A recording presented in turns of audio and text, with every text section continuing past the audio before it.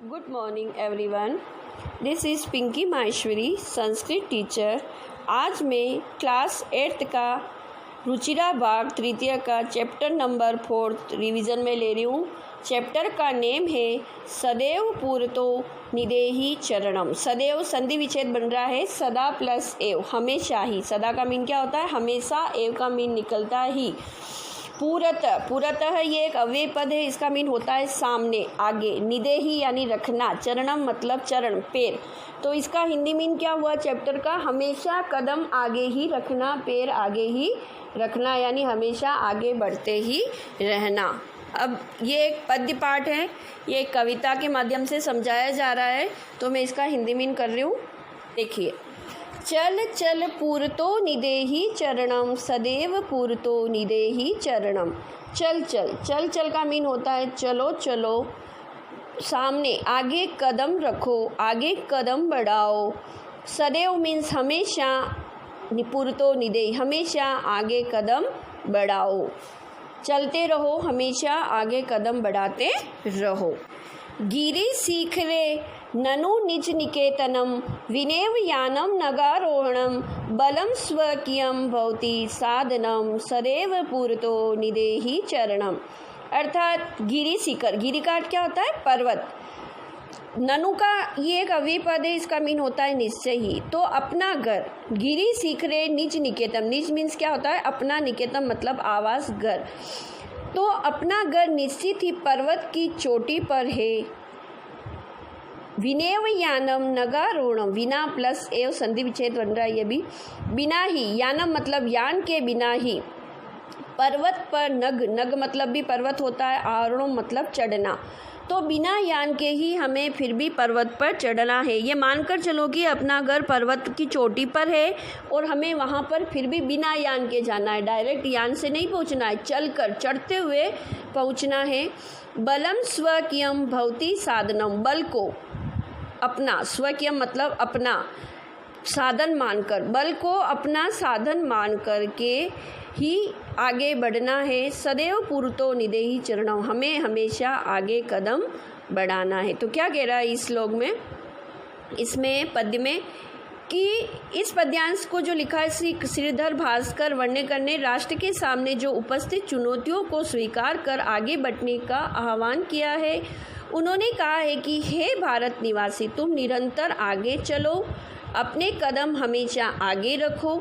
याद रखो, तुम्हारा अपना घर निश्चित ही पर्वत के शिखर पर है।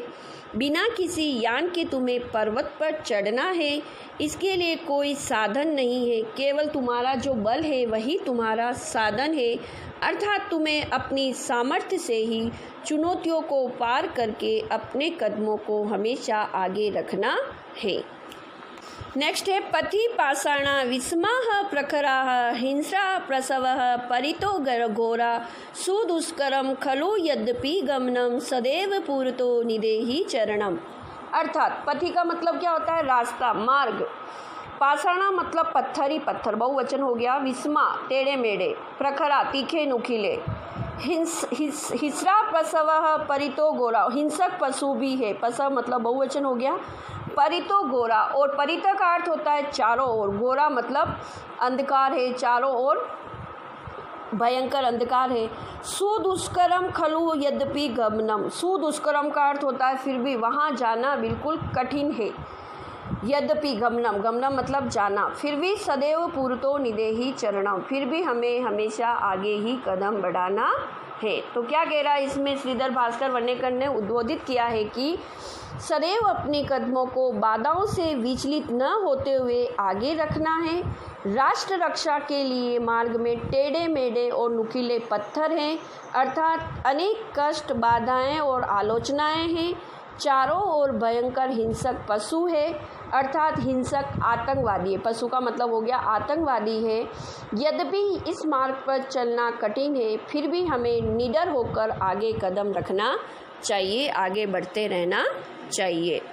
नेक्स्ट एंड लास्ट है, जहि ही भीतिम बज बज शक्तिम, विदेहि राष्ट्रे तथा अनुरक्तिम, कुरु कुरु सततम ध्येय स्मरणम, सदैव पूरतो निदेहि चरणम। अर्थात भीतिम, जयी का अर्थ क्या होता है? त्याग दो, छोड़ दो। भीतिम मतलब होता है भय को। भज भज शक्तिम, और शक्ति को भजो या जपो। विदेही राष्ट्रे तथा अनुरक्तिम, विदेही मतलब करो, राष्ट्र के प्रति अनुरक्तिम रखो यानी प्रेम स्नेह रखो। कुरु कुरु सततम, करो करो, सततम मतलब होता है निरंतर, कंटिन्यू। ध्येय शरणम, हमेशा ध्येय का जो हमारा एम है उसको स्मरण करो, उद्देश्य को स्मरण करो और आगे बढ़ते रहो। तो क्या अर्थ निकला? भय को त्याग दो, शक्ति को जपो और राष्ट्र से प्रेम करो, निरंतर उद्देश्य का स्मरण करो, हमेशा ही आगे कदम बढ़ाओ। क्या कह रहा है? भावार्थ ये कि श्रीधर भास्कर वर्णेकर ने प्रेरणा देते हुए कहा है कि आप डर को छोड़ दो, अपने बल व शक्ति को जपो अर्थात स्मरण करो, अपने देश से प्रेम व निष्ठा रखो, सदैव उद्देश्य का स्मरण करते रहो, अपने पैरों को राष्ट्र की रक्षा और उन्नति के मार्ग में हमेशा आगे रखते रहो। तो ये एक पोएम थी, अच्छे से समझ में आ गई होगी आपको। तो इसका हिंदी मीन और अच्छे से एक बार पढ़ लेना आप, ठीक है? Okay, thank you, have a nice day.